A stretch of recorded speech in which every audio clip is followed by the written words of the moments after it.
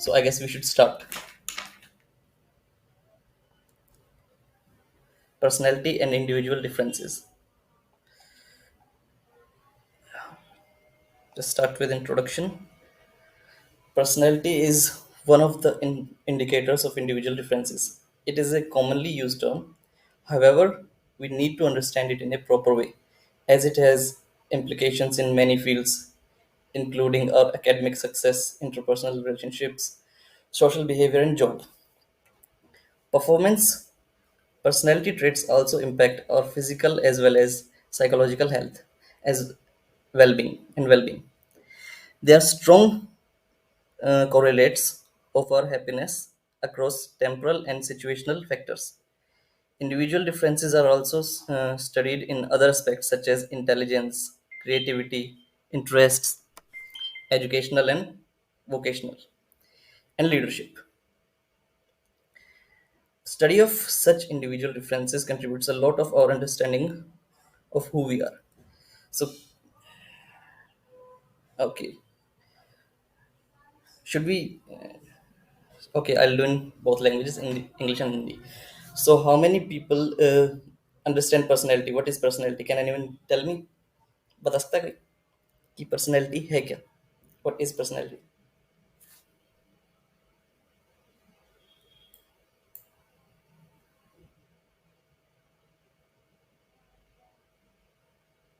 I think personality वो होता है जो किसी के कैरेक्टर के बारे में या किसी की क्वालिटीज के बारे में आपको बताए. Yes. कोई भी उसके कैरेक्टर या पर्सनैलिटी क्वालिटीज के बारे में बताए, उसकी ट्रेट्स के बारे में बताए. बहुत पीपल पर्सनैलिटी को कंफ्यूज करते हैं with looks, how a person looks. So personality, let's let me just read again.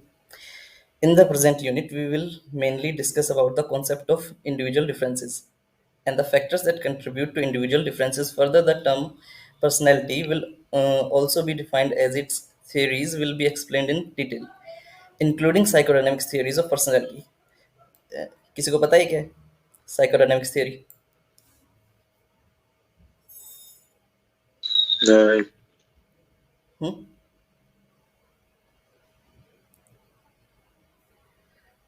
Okay, we'll explain it later. Behavioral and cognitive theories, humanistic theories, and trait theories of personality, five factor theories, and biological trait theory. This unit will also cover behavioral approaches system and behavioral inhibition system beside the Indian perspective on the self and personality. Now, individual differences. What are the individual differences among people? कि लोग अलग अलग क्यों होते हैं? Same as में, same age group में, same class में लोग डिफरेंट क्यों होते हैं? कई लोग आपने देखा होगा कि गुस्सा बहुत जल्दी करते हैं, अपनी गलती को दूसरे पे डाल देते हैं. आप ऐसा नहीं करते? नोटिस किया है? Yeah, correct. मोस्टली होता है ये Elder. So how they differ? Individual differences, as the term suggests, refers to how individual differs from each other. Different people have different interests, and their behavior is influenced by these interests, liking, disliking, value of beliefs, etc. Even if we are of the same age group or gender, we are aware of how we differ from each other. Others are also aware of these differences. For instance, you may like dancing and gossiping with friends, but your friend may not like these. She may prefer painting and interacting with a few friends. Only further, only further, your friend may be good in playing football, but you may not be that skilled in football. अब class में काफ़ी बच्चे होते हैं जो पढ़ने में काफ़ी अच्छे होते हैं, कुछ बैक बेंचर्स होते हैं, वो स्पोर्ट्स में काफ़ी अच्छे होते हैं, वो क्लास में सेम होते हैं, उनकी एज भी सेम होती है, लेकिन वो पर्सनैलिटी में डिफर करते हैं क्योंकि उनकी कंडीशनिंग उस तरह से हो रखी होती है, उनका इन्वायरमेंट होता है, उनकी लाइकिंग्स होती हैं. If you take note of people around you, you will find many such differences. One student is good in language, whereas another student in the same class may be good in science. ऐसे भी बच्चे होते हैं जो सिर्फ language में अच्छा करते हैं क्लासेस में, जिसकी इंग्लिश अच्छी है या कोई एडिशनल लैंग्वेज उसने ले रखी है, उसमें उसके अच्छा स्कोर करता है, लेकिन वो मैथ्स में स्कोर नहीं कर पाता. Thus, we find individual differences in personality, intelligence, interest, motivation, and so on. Psychology tries to address these individual differences and studies.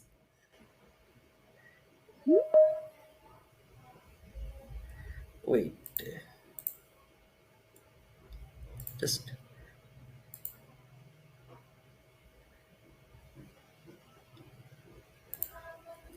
okay. Psychology tries to address these individual differences and studies the nature of the differences, factor affecting it, and the aspects of individual differences. You may be wondering here that on the on the hand, we say that similarities among individual as we have the stages of development that have similar characteristics, features, developmental task and needs. And on the other hand, we say that our individual differences, there are individual differences. अब जैसे ये कह रहा है कि हमको पता है कि सेम एज ग्रुप में अलग अलग डेवलपमेंटल स्टेजेस होती हैं, उसमें तो सबकी सेम होनी चाहिए कैरेक्टरिस्टिक्स पर्सनैलिटी की, बट वो नहीं होती बिकॉज उनकी डेवलपमेंटल स्टेज शेयर, उनकी डिमांड्स अलग होती हैं, डिफर्स फ्रॉम ईच अदर, उनकी हेरिडिटी अलग होती है, इन्वायरमेंटल रिलेटेड फैक्टर्स अलग होते हैं, तो वो सब एक इंडिविजुअल को बिल्ड करते हैं. Psychology of individual differences thus is this scientific study of observable differences between individuals. It is also called as the differential psychology. Now, the psychology which studies these differences कि लोग एक दूसरे से अलग क्यों होते हैं पर्सनैलिटी के पर्सपेक्टिव में, उसको डिफरेंशियल साइकोलॉजी कहते हैं. और ये यूनिट मोस्टली डिफरेंसेस पे ही बेस है. It studies these differences as observed by the self and others and their underlying psychological determinants. The study of individual differences enables us to understand, explain, and predict the likelihood of an individual behaving in a particular way. It studies such aspects of the individual as personality, intelligence, motivation, creating, and problem solving. It focuses on the what makes the individual unique, as put by Thomas Comro Promizic. The goal of individual difference research is to identify the most general aspect underlying individuality and conceptualize a theoretical classification for predicting differences and similarities in human thought, emotionally, and behavior. Thus, the study of individual difference try to explain how and why of the human behavior by focusing on the underlying psychological determinants. So, differential psychology mainly focus करती है differences पे, aspects पे कि कोई human क्यों और कैसे behave कर रहा है किसी वे में. उसमें भी बहुत सारे फैक्टर्स होते हैं, क्या क्या फैक्टर्स होते हैं, क्या क्या थियरीज काम करती हैं, अलग अलग साइकोलॉजिस्ट ने क्या क्या बोला है उसके बारे में. Factors contributing to individual differences. The individual differences that we will focusing on are related to the psychological characteristics. People are differ in their physical characteristic. Generally, we are more similar to our parents. अब इसमें factors आते हैं, biological factors आते हैं, temperamental आते हैं, environmental आते हैं.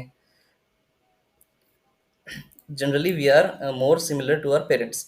मोस्टली हम पेरेंट्स के जैसे होते हैं, how we behave, how we feel for a particular thing, than individual from outside of the family.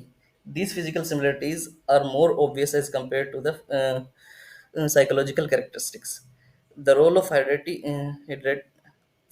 is mostly important when we talk of physical features as such as black eyes or fair complexion and other such aspects. So physical aspects जो होते हैं ये सिर्फ appearance में आते हैं. ये हमारी जो पर्सनैलिटी के बाकी एस्पेक्ट्स होते हैं उनको इन्फ्लुएंस नहीं करते.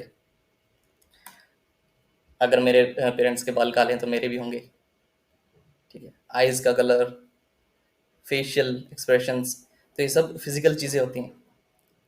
However when we talk of physical psychological characteristics such as intelligence and personality, we are similar to our parents, uh, or are we different? Whatever genetics has a role to play here, or the environmental factors, including the child rearing practices, early stimulating environment, good school environment, etc.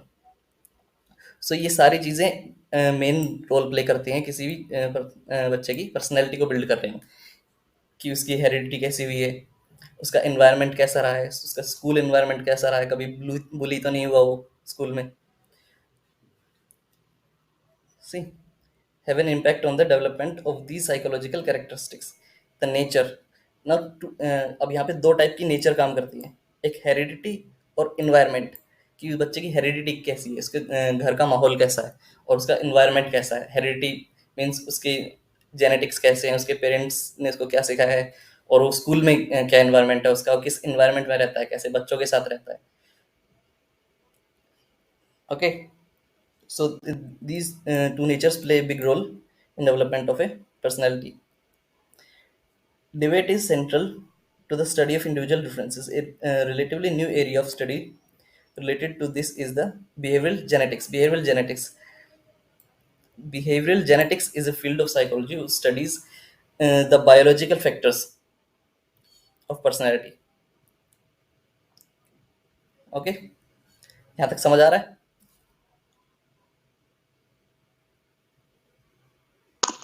हाँ bro, आ रहा है. Which refers to the behavioral genetics, which relates to the study of biological basis of individual differences. Differential psychology has used various research methods ranging from brain imaging to study the impact of early childhood experiences. It has studied the role of genes as well as the influences of culture practice on the human behavior.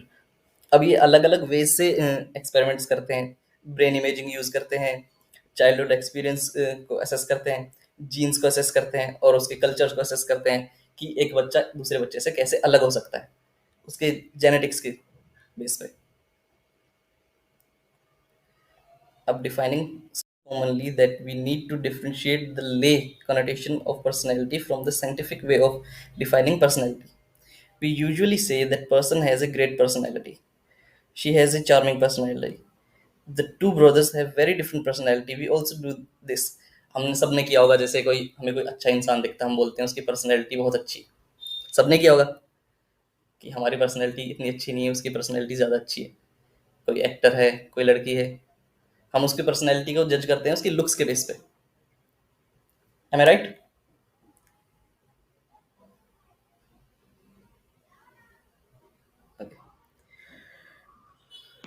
My grandfather had a very strong personality, or he does not have a personality. So, what do we mean by personality? What does it include? The term personality comes from the Latin persona, which means mask. You are showing some aspect of yourself, but you may not actually be. You may actually be different within. अब बोलते हैं ना लोग, कई बोलते हैं कि ये तो इज वेयरिंग अ मास्क. अब वो पर्सनैलिटी नहीं होती. हम सिर्फ अपने कुछ एस्पेक्ट्स दिखा रहे होते हैं पर्सनैलिटी के. अगर हम सिर्फ लुक्स की बात करें या कहीं सोशल गैदरिंग की बात करते हैं, पर्सनैलिटी के कुछ फैक्टर्स होते हैं जो ओपनली खुल के नहीं आते.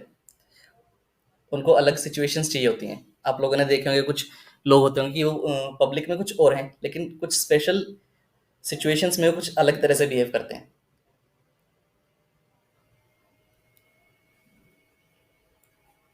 लाइक जैसे उन पे कोई एंजाइटी आती है, किसी स्ट्रेस अंडर स्ट्रेस होते हैं, तो अलग तरह से बिहेव करते हैं, लेकिन वो एक फ्री प्लेस में अलग तरह से बिहेव करते हैं. So that is only the mask. When we refer to a person as being shy or clever, we mean personality. In other words, it's referred to characteristic ways of behaving, but personality is not so simple as we function in a complex and ever-changing world. Thus, everybody use of the term personality refers to the utter roles of the characters played by the person as relates to nice or charming way of behaving. अब जो बाहर लोग behave करते हैं वो सिर्फ एक अच्छा बिहेव करने के लिए करते हैं, वो उनकी पर्सनैलिटी नहीं होती. जरूरी नहीं है वो उनकी पर्सनैलिटी है, हो सकता है वो अच्छा दिखने के लिए, अच्छा बिहेव करने के लिए, चार्मिंग वे में बिहेव करने के लिए होते हैं. अब आप लोगों ने कुछ देखा होगा, जैसे ग्रुप में लोग घूमने जाते हैं, तो वहां पे एक ग्रुप में एक इंसान ऐसा होता है जो एक्सेसिव खर्चा करता है. होगा सबके ग्रुप में एक ना एक ऐसा.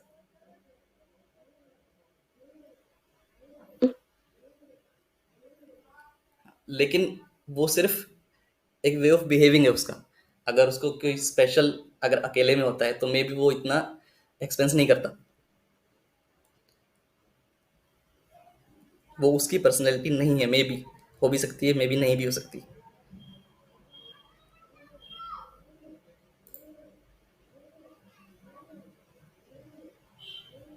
या प्रोटेक्टेड पर्सनैलिटी, और we can say it is a defence mechanism.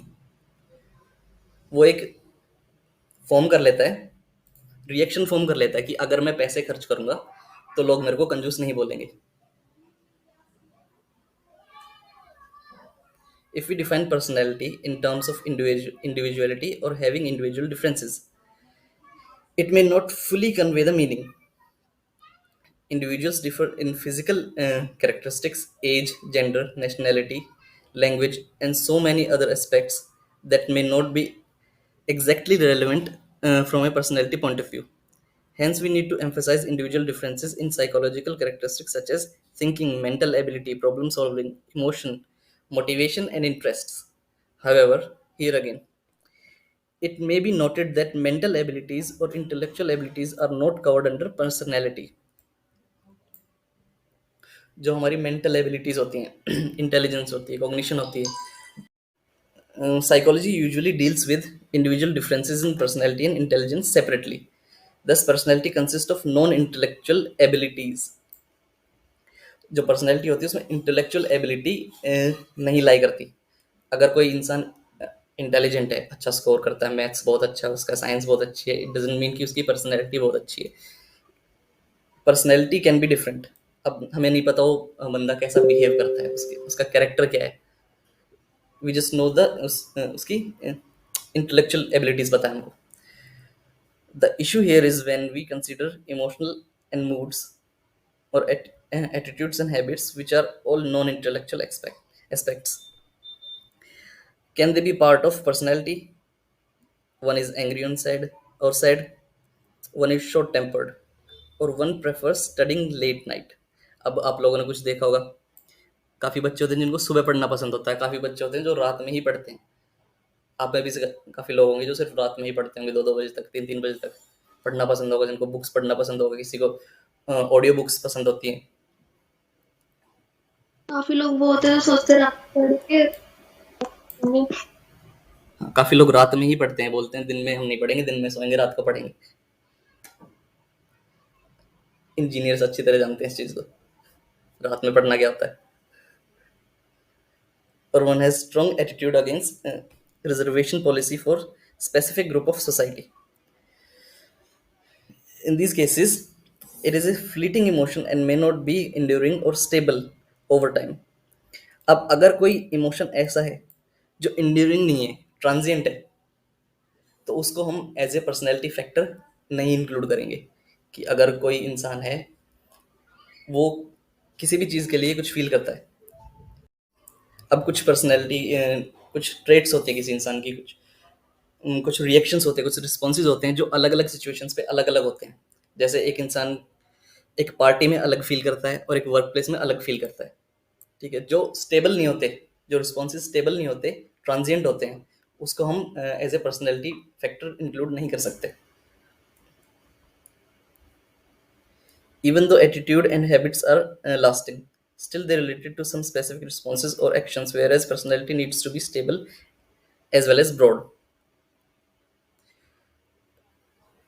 अब यहाँ पे देखो, personality refers to those individual differences that are psychological in nature, fall outside the intellectual domain, and enduring dispositions rather than transient state. ये वाला point, अगर कोई भी उसकी रिस्पॉन्स है वो इंड्यूरिंग नहीं है, ट्रांजिएंट है, मतलब अलग अलग सिचुएशन पे वो अलग अलग बिहेव करता है, सेम अगर उसको सिचुएशन में डालें तो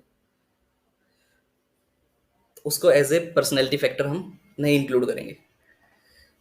फ्रॉम रिलेटिवली ब्रॉड और जनरलाइज्ड पैटर्न, उसका जनरलाइज्ड पैटर्न होना चाहिए उसकी एक्टिविटीज का। अगर उसकी एक्टिविटीज पैटर्न में नहीं है, अलग अलग बिहेव कर रहा है, तो वो as a personality factor include नहीं होगा। As we see by now, personality has more it to than we thought. Now, let us see some definitions of personality as given by various psychologists. It was Gordon Allport who published the first major textbook of personality psychology in 1937. Initially, he defined personality as the sum total of all biological innate dispositions, impulses, tendencies, appetite, and instincts of the individual, and acquired dispositions and tendencies required by experience. Later on, he revised it and defined personality as the dynamic organization within the individual of those uh, psychophysical systems that determine the individual's characteristic behavior and thought. This is the proper definition of personality given by Allport. The dynamic organizations. Now, let's understand it. What he meant by organization. Organization refers to the idea that personality is whole. It is the individual in totally, not a few aspects of the individual. Thus, personality is specific and unique for each and every individual. यहाँ पे he meant he refers to the idea that personality is whole. कि हमको personality में सारे aspects include करने पड़ेंगे। अब जैसे कोई इंसान कहीं पे अच्छा बिहेव कर रहा है, ठीक है, तो हम उसको एज ए ये नहीं मान सकते कि एक अच्छी पर्सनैलिटी है उस इंसान की। हमको उसके सारे एस्पेक्ट्स इंक्लूड करने पड़ेंगे एज ए होल, कि वो किस सिचुएशन में कैसा बिहेव कर रहा है, वो पार्टिसिपेट कर रहा है किसी चीज़ में, कितना मोटिवेशनल है, कितना गोल ओरिएंटेड है, वो सारी चीज़ें एज ए होल हमको बात करनी होगी अगर हम पर्सनैलिटी की बात करते हैं तो। Dynamic indicates that personality is not static but dynamic in nature. It is adaptive and sensitive to the context and the environment. Personality of individual keeps adjusting itself to the environment on a continuous basis. A fine balance is maintained between the environment and the inner forces. और personality जो फिर वो कहता है कि personality जो होती है वो डायनेमिक होती है, वो अपने आप को एडजस्ट करती रहती है। पर्सनैलिटी कभी भी फिक्स नहीं होती किसी भी इंसान की, कि अगर कोई इंसान एक पर्टिकुलर वे में बिहेव करता है तो सारी ज़िंदगी ऐसा ही रहेगा। Personality can change. वो इन्वायरमेंट और इनर फोर्सेस में एक बैलेंस बनाने के लिए पर्सनैलिटी चेंज कर सकता है इंसान। उसके ट्रेट्स चेंज हो सकते हैं। हो सकता है उसको पढ़ना, किसी को पढ़ना पसंद नहीं है, लेकिन अचानक से कुछ ऐसा हो कि उसको पढ़ना पसंद हो, या किसी को खेलना नहीं पसंद, किसी को स्विमिंग नहीं पसंद। अचानक से कुछ हो सकता है, कुछ ऐसा इंसिडेंट हो सकता है जिसको वो अच्छा लगने लगे। किसी के साथ हुआ ऐसा? I think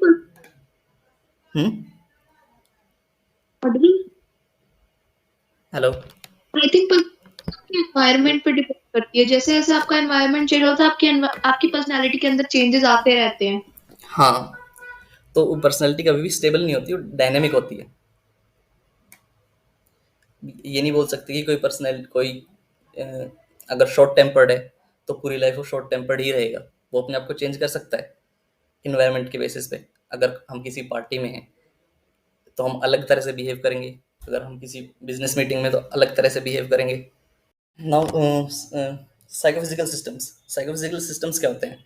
includes both the physical और biological as well as the psychological और mental aspects of the personality, जिसमें साइकोलॉजिकल और फिजिकल दोनों एट्रीब्यूट्स हों, फिजिकल और biological as well as psychological और मेंटल एस्पेक्ट्स, जिसमें सारे एस्पेक्ट्स हों। एक फिजिकल अपीयरेंस हो, बायोलॉजिकल ट्रेट्स हों, उसकी जेनेटिक्स कि वो कैसा फील कर रहा है, उसके साइकोलॉजिकल कि वो किस वे में बिहेव करता है किस सिचुएशंस में। तो ये सब सिस्टम्स होते हैं। Characteristic behavior and thought refers to the traits which indicates relatively stable and consistent way in thoughts, emotional and responses and behavior. उसकी कैरेक्टरिस्टिक बिहेवियर क्या है? कैरेक्टरिस्टिक बिहेवियर मतलब कि अगर उसके ऊपर कोई सिचुएशन आती है तो उसका फर्स्ट इनिशियल बिहेवियर क्या होगा। Here, let us know a little more about personality traits and states. किसी को पता है ट्रेट्स एंड फर्क क्या होता है ट्रेट और स्टेट में?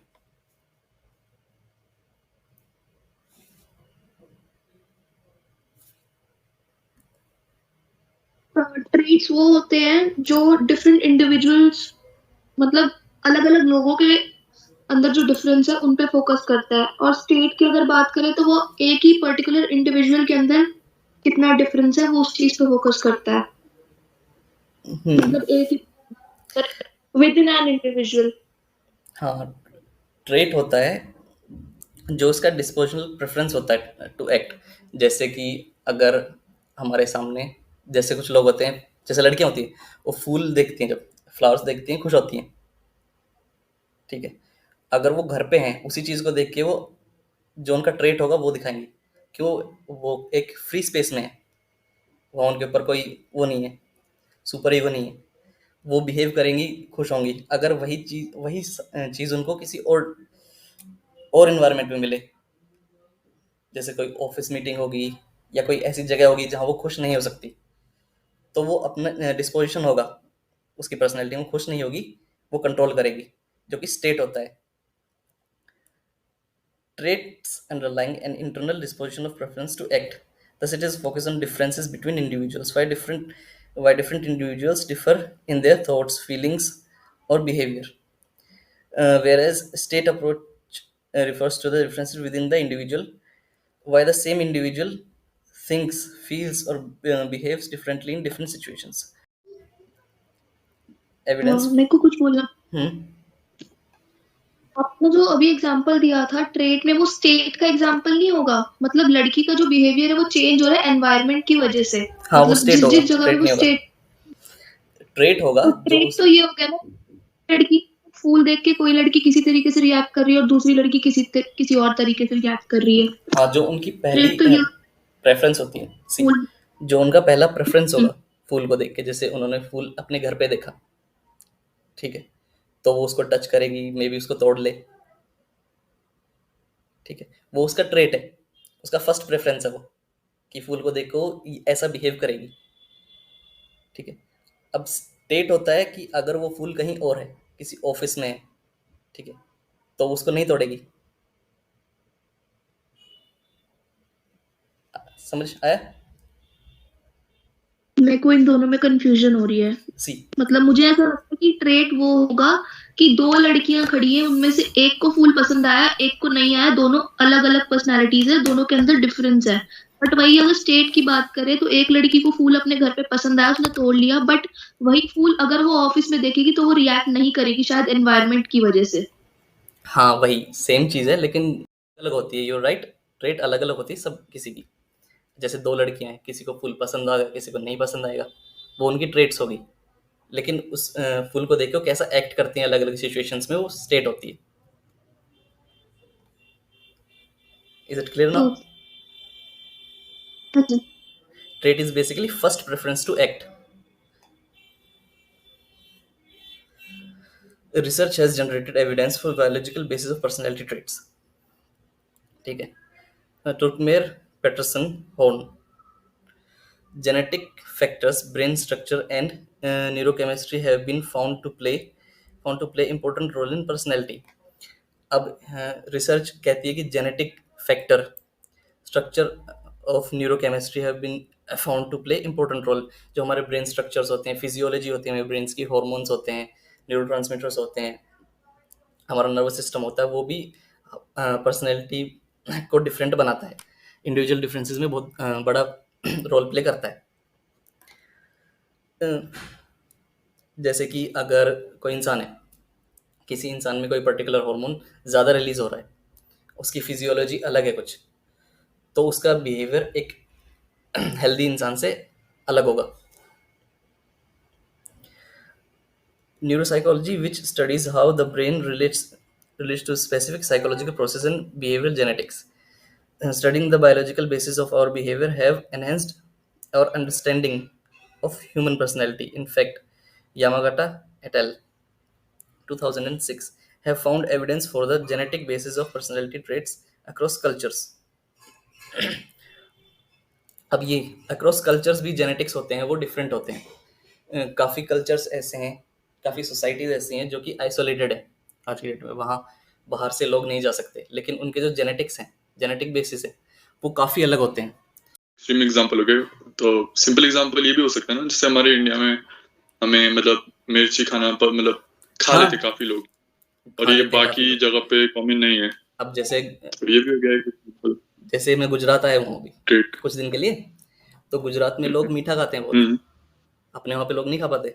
अगर जैसे मेनलैंड होता है, जहाँ पे मेनलैंड इंडिया है, वहाँ पे लोग मीठा नहीं खाते इतना, वहाँ पे लोग तीखा ज़्यादा खाते हैं। हाँ वही वही तो ये भी एक ट्रेट ही हो गया ना कि मतलब जहाँ पर आप पैदा हुए हो उस हिसाब से then हाँ, ये आपका प्रेफरेंस। एक जेनेटिक्स फैक्टर हो गया, प्रेफरेंस हो गया। ये ट्रेट नहीं हुआ, ये एक जेनेटिक्स एक्सप्रेशन हो गया जो हमारे जीन्स में होता है। हमारी पर्सनैलिटी को, समझ गए ना, अपनी पर्सनैलिटी को इफेक्ट कर सकती हैं चीज़ें, जेनेटिक बेसिस हो गए। Hence, personality is a complex interplay between the genetic makeup and factors related to one's environment. अब यहाँ पे इसने दिए हुए हैं एस्पेक्ट्स दिए हुए हैं कि पर्सनैलिटी कौन कौन से एस्पेक्ट्स होते हैं जो इन्फ्लुएंस करते हैं। Genes are also responsible for producing biological differences in personality. These differences are called temperaments. जो डिफरेंसेस जीन्स के बेसिस पे होते हैं, कि जो हमारे पेरेंट्स से मिले होते हैं हमको, कि भाई किसी पर्टिकुलर चीज़ के लिए हम कैसा फील कर रहे हैं, किसी सिचुएशन में कैसा एक्ट कर रहे हैं, जो चीज़ें पेरेंट्स से मिली होती हैं उनको हम टेम्परामेंट्स कहते हैं, जेनेटिक्स से मिली होती हैं जो चीज़ें। These are broader than personality traits and are more stable. और ये ज़्यादा स्टेबल होती हैं ये चीज़ें। जैसे कि बोलते हैं ना कि ये तो मम्मी पे गया है, ये तो पापा पे गया है, वो किसी सिचुएशन में सेम एक्ट करते हैं बिल्कुल। As their biological roots, three main types of temperaments are described by Bush and Plumey.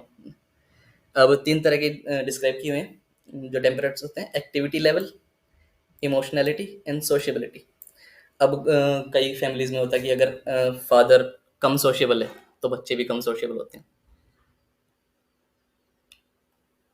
Activity level, emotionality, काफ़ी देखा होगा कि भी किसी फैमिली में होता है कि वो इमोशनल पिक्चर्स को देख के रो देते हैं।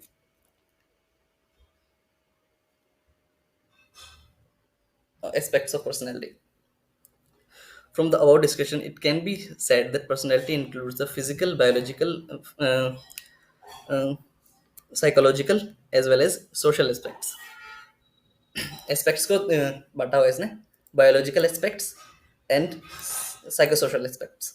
Now, biological aspects are physical appearance of an individual, कि वो दिखता कैसा है, ठीक है। Physiological processes and hormones which have an effect on the personality and behavior of the individual, कि उसकी फिजियोलॉजी क्या है, उसका ब्रेन कैसे चलता है, उसके हॉर्मोन्स किस लेवल के हैं, किस लेवल पे सिक्रीट होते हैं, तो वो उसके मूड को, उसकी पर्सनैलिटी को इफेक्ट करते हैं, उसके मूड को इफेक्ट करते हैं। Temperaments also plays an important role in shaping and personality. और टेम्परामेंट्स भी पर्सनैलिटी को शेप करने में इन्फ्लुएंस करते हैं, इन्फ्लुएंसिंग फैक्टर होते हैं कि उसको जीन्स कैसे मिले, जीन्स में उसकी क्या क्वालिटीज़ है, उसकी फैमिली कैसी थी, अब वो कैसा है। अब social aspects, psychosocial aspects, interest of individual, कि इंडिविजुअल का इंटरेस्ट क्या है, क्यों जैसे इन्वायरमेंट में कोई इंडिविजुअल रहेगा उसके इंटरेस्ट वैसे ही बिल्ड होंगे। मोस्ट ऑफ द केसेस वैसे ही इंटरेस्ट उसके बिल्ड होते हैं, कि जैसे कि किसी फैमिली में रीडर्स हैं जिनको किताबें पढ़ना पसंद है, अच्छे स्कोर करते हैं, उनके बच्चे भी मोस्टली ऐसे ही होते हैं कि वो अच्छा स्कोर करते हैं, and may be influenced by parents, peer group, and other situational factors. Abilities of the individual also have an impact on his personality.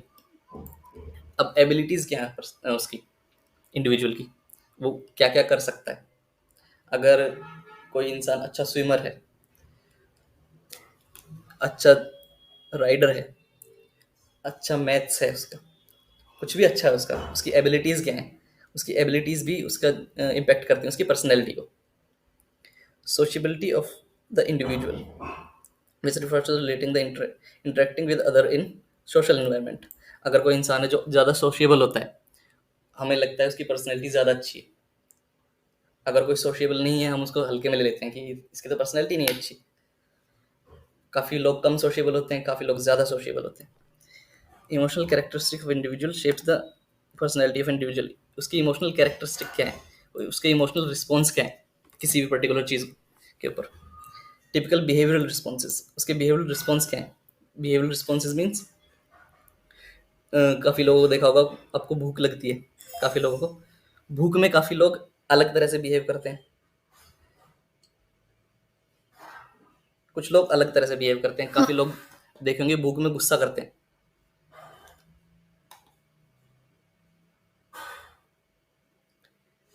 It may be noted that the consisting is above psychological characteristics is important to consider traits. अब personality की theories हैं बहुत सारी, अलग अलग psychologist ने theories दी हैं कि पर्सनैलिटी कैसे डिफर करती हैं। यहाँ तक क्लियर है? यहाँ तक कोई डाउट?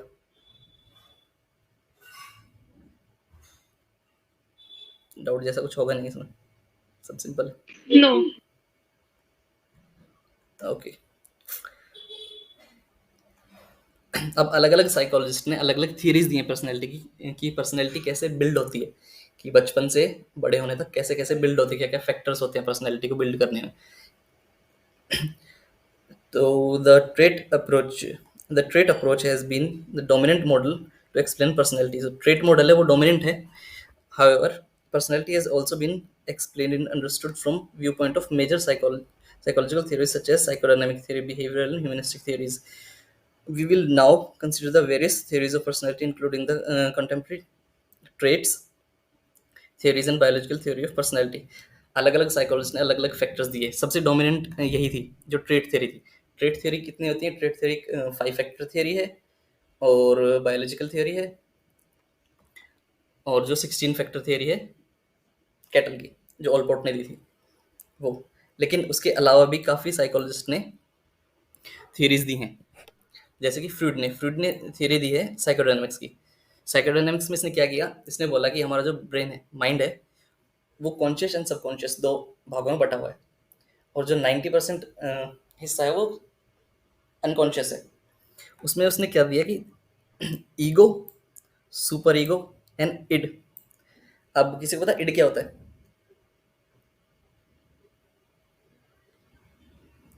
उसने इड किस चीज को बोला? ईगो का आई थिंक नेगेटिव होता है। ओके, सो सबसे पहले आता है इड, जो सबकॉन्शियस में It means that hello, am I audible? या Yeah, what he means by it is the libidinal forces. Libidinal forces, it means the the हाँ, yeah, I biological needs, the primary needs हाँ, of a human, like reproduction, sex, shelter. Hmm. These all come under it. These are libidinal forces, कि भाई जैसे बच्चा होता है कोई भी, जो प्लेजर से, मेनली प्लेजर से एसोसिएट होती हैं जो चीज़ें, कि हमको इस काम में मज़ा आ रहा है। ठीक है, जैसे कोई बच्चा है, अब ये होते हैं इड। इसमें ये फैक्टर्स नहीं होते कि सोसाइटी कैसी है, कि मेरे को जगह नहीं देखता इंसान कि मेरे को ये काम करना चाहिए या नहीं करना चाहिए। जैसे कोई एग्जाम चल रहा है, किसी को चीटिंग करनी है, कुछ नहीं आ रहा, ठीक है, अब वो ये नहीं देखेगा मेरे को यहाँ चीटिंग करनी चाहिए या नहीं। वो इन्वायरमेंट को नहीं देखता इंसान, उसके जो प्योर प्लेजर से रिलेट होती हैं इड। ठीक है, उसके बाद आती है सुपर ईगो। सुपर ईगो होती है जो उसका एनवायरनमेंट होता है, जो सोशिएबल होती हैं जो चीज़ें, सोसाइटी अप्रूव करता है जो चीज़ें, कि पर्टिकुलर चीज़ पर्टिकुलर वे में होनी चाहिए। ठीक है, Freud was pioneer in psychodynamics theory of personality, which includes theories mainly by Freud, Erikson, and Adler. Freud's original theory was called psychoanalysis. The psychodynamics theory includes psychoanalysis emphasis that role of unconscious motives, desire, and forces in shaping of personality of an individual. वो कह रहा है कि unconscious जो motive होते हैं, desires होते हैं, फोर्सेस होते हैं, वो एक इंसान की पर्सनैलिटी को बिल्ड करते हैं unconsciously. It is called dynamic as there is a constant tussle of conflict between the unconscious and conscious psychological forces. According to Freud, our behavior and personality is determined by unconscious needs. वो कहता है कि हमारा जो behaviour होता है वो unconscious needs पे बेस होता है, कि हमारी अनकॉन्शियस नीड्स क्या हैं। हम बोल तो कुछ रहे हैं, लेकिन अनकॉन्शियसली हमें क्या चाहिए, हमें किस चीज़ में मज़ा आएगा, क्या चीज़ अच्छी लगेगी हमें। जैसे हम शॉपिंग करने जाते हैं, बच्चे होते हैं साथ जाते हैं, उनको टॉयज़ की दुकान दिखती है, हम उनको बोल देते हैं कि नहीं लेनी, फिर भी वो जिद करते हैं कि मेरे को ये लेनी है।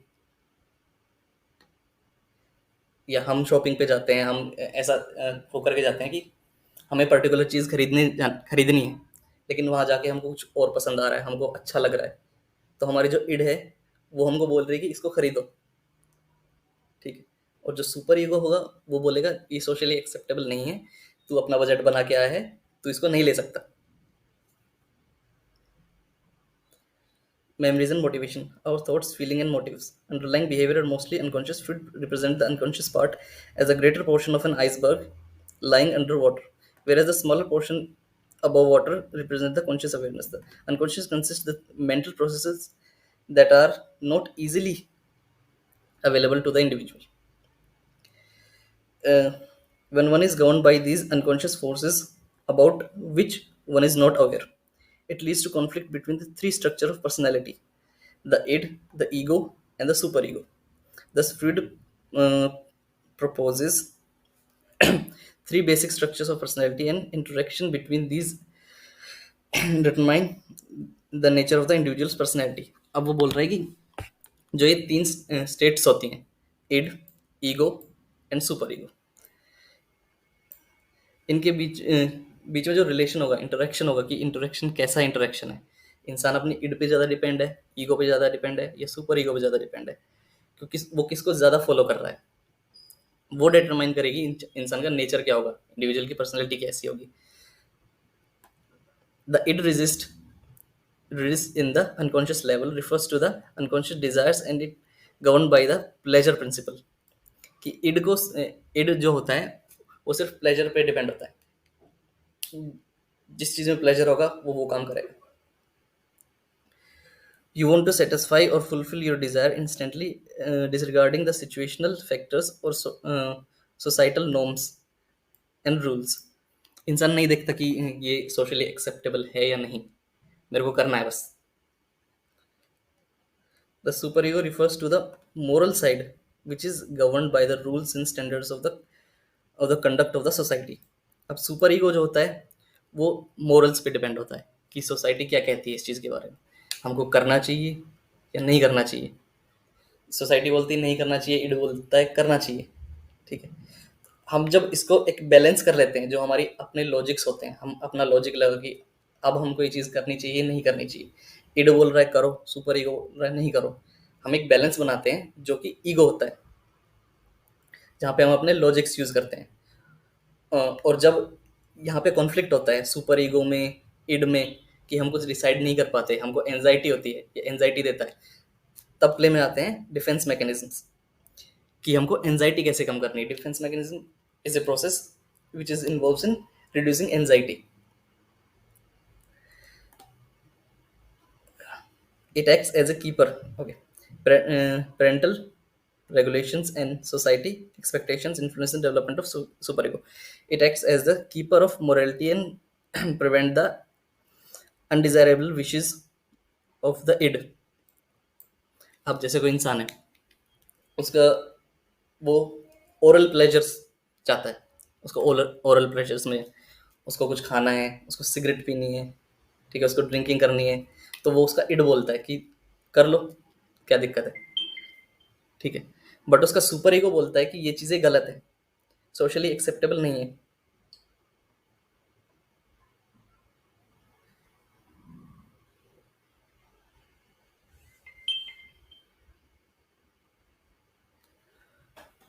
ओके, सोशली एक्सेप्टेबल नहीं है. The ego which operates on the reality principle tries to balance between the unwanted desires of the id and the moral dictates of the superego. It employs rational thinking and problem solving in the process. The ego uses defense mechanisms to handle the conflict and reduce the anxiety caused due to conflict. Defense mechanisms are mental mechanisms that protect the person from breaking down in conflict between the id and the superego. These operates at the unconscious level. Examples of some common defense mechanisms are given below. अब ये कुछ defence mechanism दिए. Defence mechanism क्या होते हैं कि इंसान को प्रोटेक्ट करते हैं एंजाइटी से. ठीक है, कि एंजाइटी ना हो, इंसान ब्रेकडाउन ना हो.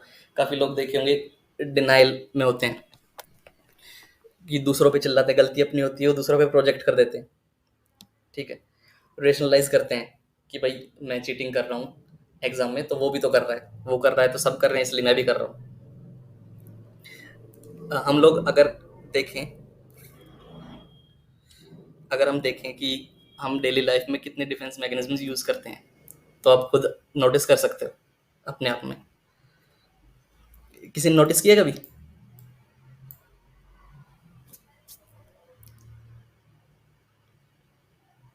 Hello?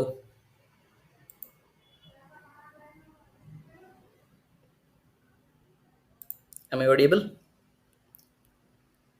Yes, you are audible. कभी नोटिस किया है, हैव यू एवर नोटिस्ड कि हम अपनी डेली लाइफ में कितने डिफेंस मैकेनिज्म्स यूज करते हैं? बहुत। Wait. So, first example is rationalization. Giving a justification or logical reason for behavior that otherwise would be considered as inappropriate or wrong. जब हम कोई ऐसा काम कर देते हैं जो हमारी इड हमसे करा लेती है, ठीक है, लेकिन सुपर ईगो बोलती है कि नहीं, ये तो सोशली एक्सेप्टेबल नहीं है, हमको नहीं करना चाहिए था, ये गलत है, ठीक है, और फिर हम उसको रेशनलाइज करने की कोशिश करते हैं, उसमें लॉजिक लगाने की कोशिश करते हैं कि ये तो ऐसे था इसलिए मैंने कर लिया, ठीक है। जैसे कोई पेरेंट है, ठीक है, वो अपने बच्चे को मारता है, उसके मार्क्स ठीक नहीं आते, वो उसको मारता है, ठीक है, उसको पनिश करता है, जैसे भी करता है, ठीक है। अब सोशली एक्सेप्टेबल नहीं है बच्चे को मारना, कि आप मार नहीं सकते, ठीक है, लेकिन वो रेशनलाइज करता है, अपना लॉजिक लगाता है कि इसके मार्क्स कम आए, इसने परफॉर्मेंस अच्छा नहीं किया, इसलिए मैंने इसको मारा है। वो एक सोशल थिंग को रेशनलाइज करके बता रहा है कि ये ठीक किया है मैंने, वो रेशनलाइजेशन होता है। हम लोग भी यूज करते हैं, डेली लाइफ में काफी यूज करते हैं, ठीक है। अब इसमें एग्जांपल भी दिया, the student copies in an exam because other students also did it in the brief absence of examiner, कि भी एग्जामिनर नहीं था तो कर लो, क्या होता है। उसके बाद denial, refuse to accept the fact as it will lead to anxiety and cause distress, कि कुछ लोग होते हैं, देखा भी होगा, कि झूठ बोल देते हैं कि हमने तो ये किया ही नहीं, हमारे साथ ये हुआ ही नहीं। नोटिस किया कभी? कभी ऐसे इंसान से मिले हैं?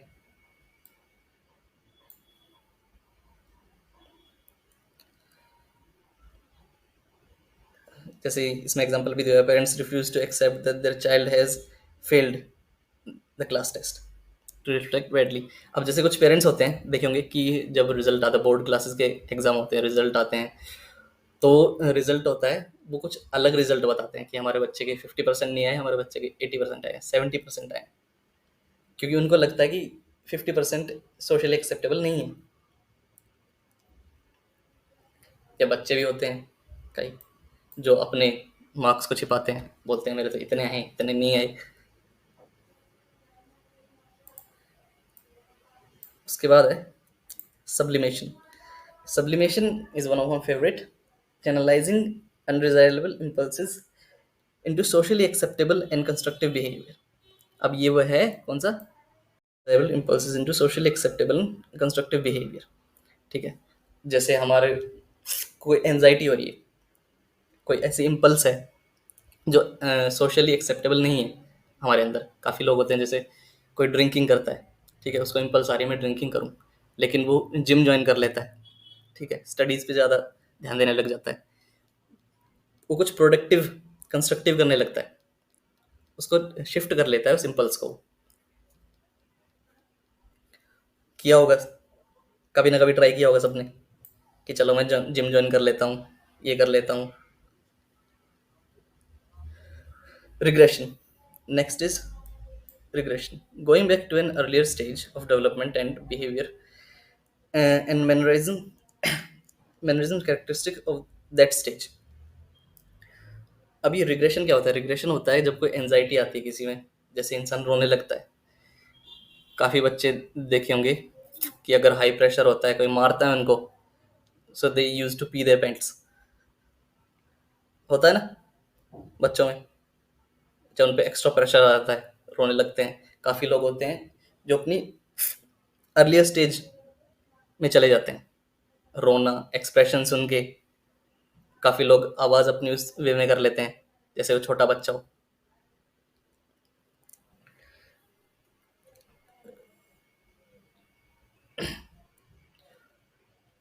Now, repression. Repressing or moving the source of distress and anxiety from the awareness. This is not available in the consciousness. Example, person forgets the abuse incident of the childhood. अब repression होता है कि हम source को ही हटा दें, जो source हमको एंजाइटी दे रहा है। जैसे कि कोई चीज़ है हमारे पास, जैसे फ़ोन है, कोई वो एंजाइटी दे रहा है, वो ख़राब हो रहा है, चल रहा नहीं है, ठीक है। या कोई हमारे पास ऐसा सब्जेक्ट है कि हमसे नहीं हो रहा वो, ठीक है, तो हम उसको हटा देते हैं, सोर्स को ही हटा देते हैं। किसी के पास बेटर एग्जांपल है इसके लिए, डिप्रेशन के लिए?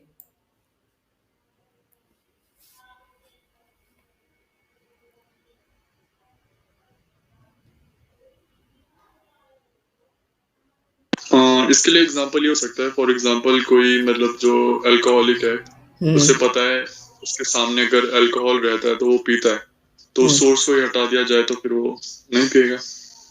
May be that example. Basically source को हटा देना, अपने कॉन्शियस लेवल से हटा देना कि है ही नहीं है, एग्जिस्ट ही नहीं करता ये चीज। Now reaction formation. Reaction formation avoids an unacceptable, uncomfortable and distressful thought about the self by overemphasizing the opposite of it. अब ये रिएक्शन फॉर्मेशन होता है कि अपने बारे में कोई ऐसा थॉट हो जो हमको एंजाइटी दे रहा हो कि भाई मैं तो ऐसा हूँ, मैं ऐसा दिखता हूँ, मेरी नाक ऐसी है, ठीक है। अब जैसे मैंने एग्जांपल दिया था, जैसे इसमें लिखा भी हुआ नीचे, being excessively generous to avoid thoughts about one of being miser, कि भाई लोग ये ना समझे कि मैं कंजूस हूँ इसलिए मैं पैसा खर्च कर देता हूँ। सबके ग्रुप में होते हैं ऐसे एक ना एक फ्रेंड जो ओवर एक्सेसिव एक्सपेंसेस करता है।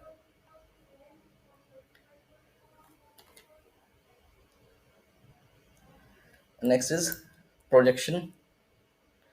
इसका एग्जांपल है कोई रिएक्शन फॉर्मेशन का, कोई अच्छा एग्जांपल किसी के पास हो तो, इससे अलग?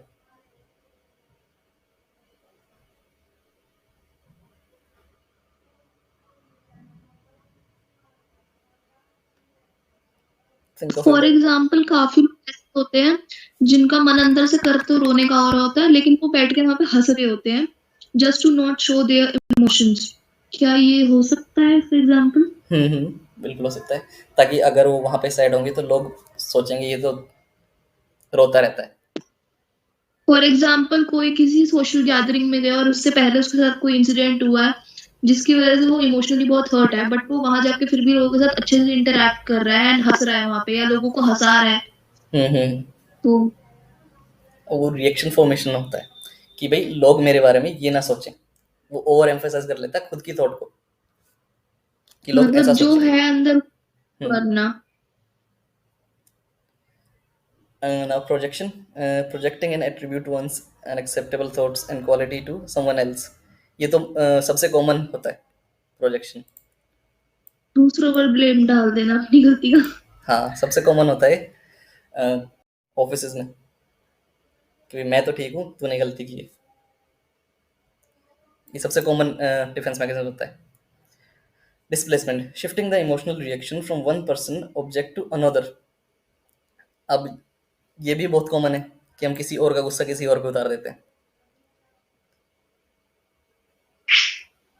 हाँ, तो जैसे कि डिफरेंस क्या हुआ प्रोजेक्शन और डिस्प्लेसमेंट का? प्रोजेक्शन इज कि कोई एट्रीब्यूट होता है, ठीक है, कि हमने कुछ किया, जैसे हमने कोई गलती कर दी, ठीक है, जैसे मैं चलते चलते गिर गया, ठीक है, और मेरे पास कोई खड़ा है, मैंने बोल दिया कि तूने मेरे को गिराया। काफी बच्चे करते हैं ऐसे कि भागते भागते गिर जाते हैं, ठीक है, गलती उनकी होती है, उनकी वजह से, अपनी वजह से गिरा, लेकिन साइड में खड़े होने वाले जो साइड में खड़ा है उसको बोल दे तूने मेरे को गिराया है, ठीक है। तो ये प्रोजेक्शन होता है। डिस्प्लेसमेंट होती है कि किसी चीज़ का गुस्सा है हमारे, जैसे ऑफिस में लड़ाई होगी आई है, बॉस से लड़ाई होगी आई है, उसको घर पे उतारते हैं, या कहीं दिन अच्छा नहीं रहा, वो किसी और पे गुस्सा उतरता है। जैसे बॉस है, ऑफिस में बॉस को तो कुछ बोल नहीं सकते, ठीक है, अब उसका गुस्सा वो कहीं और उतार रहा है, घर पे जाके किसी के ऊपर, वो डिस्प्लेसमेंट होता है, प्रोजेक्शन और displacement. Freud is emphasises that early childhood. अब फ्रूड ने क्या किया, जो डेवलपमेंटल होती है, वो कहता है कि हमारी जो अनकॉन्शियस नीड्स होती हैं, जो नीड्स ने डिस्क्राइब की हैं, ये अलग अलग स्टेजेस में, डेवलपमेंटल स्टेजेस में अलग अलग एट्रीब्यूट्स आते हैं हमारे अंदर। हम अलग अलग इंटरेस्ट दिखाते हैं। कोई बच्चा होता है, जब पैदा होता है तो उसमें अलग अर्जीज होती हैं, तो वो थोड़ा बड़ा होता है तो उसमें कुछ अलग तरह की अर्जीज डेवलप होती हैं।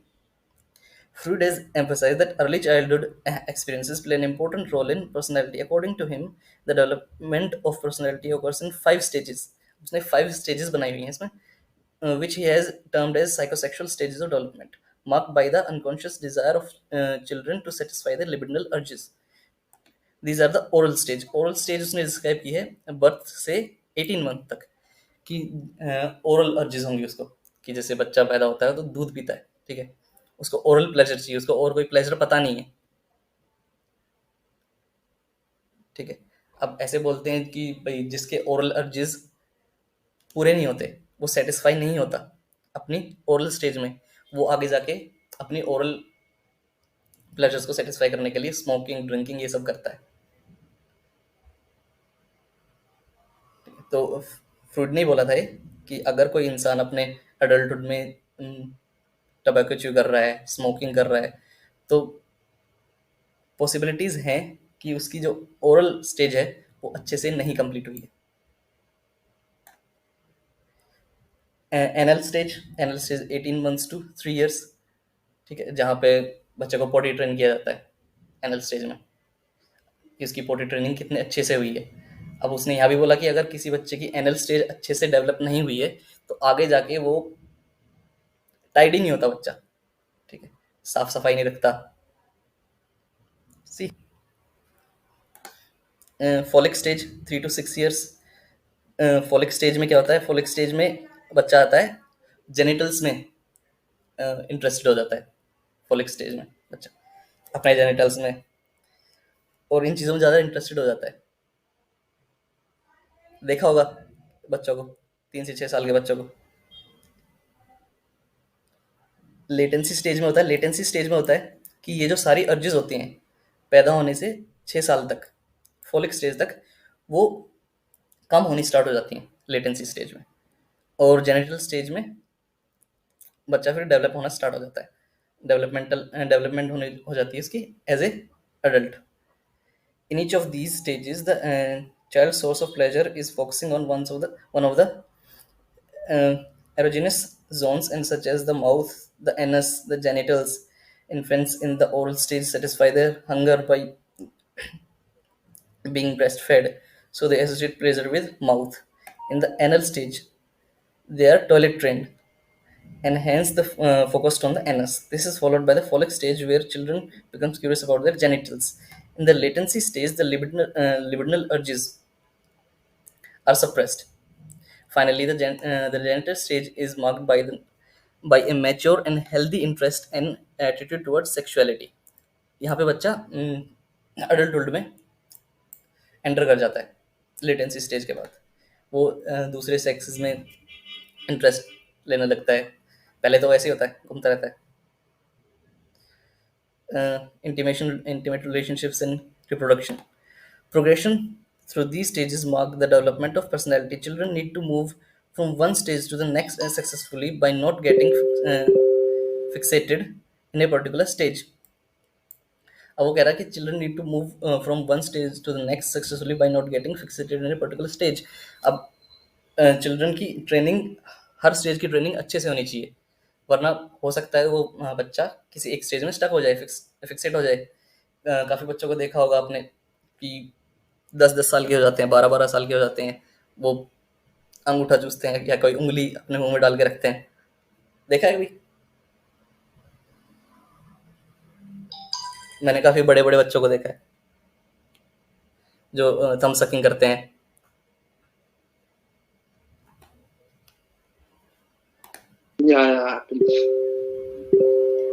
हाँ, तो वो फिक्सेटेड होते हैं, किसी भी एक स्टेज में फिक्सेट हो जाते हैं, या तो उनकी ओरल स्टेज में अच्छे से डेवलपमेंट नहीं होती, वो फिक्स हो जाते हैं वहाँ पे। काफ़ी फैक्टर्स होते हैं। Fixation may happen by the way children are raised and the disciplinary methods used by the parents. For example, if the parents follow strict toilet training, it may affect the child in a different way than the use of proper disciplines. Similarly, excessive indulgence in the oral stage makes the child fixated at that stage, and child is and child as an adult seeks the drive pleasure through the mouth, such as smoking. Thus, how the child makes progress through these psychosexual stages affects the development of of a mature adult personality. Freud theory has been criticise a lot. अब इसकी theory है वो Skinner ने काफ़ी criticise की कि ऐसा नहीं हो सकता, कि भाई ज़रूरी नहीं है कि हर बच्चा इसी स्टेज में आए कि भाई वो 3 साल का तभी उसकी पोटी ट्रेनिंग हो, तभी उसको टॉयलेट ट्रेन किया जाए, या फिर 12 साल की एज में ही वो लेटेंसी में आए. Especially his emphasis on sexual urges. However, the influence of Freud has been seminal. अब काफ़ी लोग हैं जो फ्रूड को सच मानते हैं, काफ़ी लोग हैं जो फ्रूड को नेग्लेक्ट कर देते हैं कि भाई उसकी थियरी गलत थी. काफ़ी लोग कहते हैं कि नहीं, फ्रूड की थियरी सही थी, जिनको हम फ्रूडियंस कहते हैं. And it has resulted in neo Freudians, ठीक है, who while rejecting some aspect of Freud's thinking has accepted the notions of the unconscious forces and have brought into focus many other influences such as the self and the social interaction. क्योंकि बाकी जो psychologist है behaviourism में है, उन्होंने theories दी हैं cognition की, social aspects की. इसने सोशल एस्पेक्ट्स की बात नहीं की कि भाई इंसान का एनवायरनमेंट कैसे उसको इफेक्ट करता है. बाकी साइकोलॉजिस्ट ने बोला कि उनका एनवायरनमेंट इफेक्ट करता है, सोशल एस्पेक्ट इफेक्ट करते हैं, उनकी कॉग्निशन इफेक्ट करती है, कि उनकी ट्रेनिंग कैसे हुई है, उन्होंने ऑब्जर्व क्या किया है. So this is the psychodynamic theory of Freud. I hope this is enough for today, or should I continue?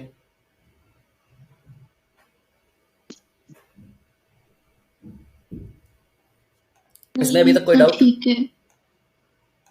नहीं नहीं डाउट. ओके.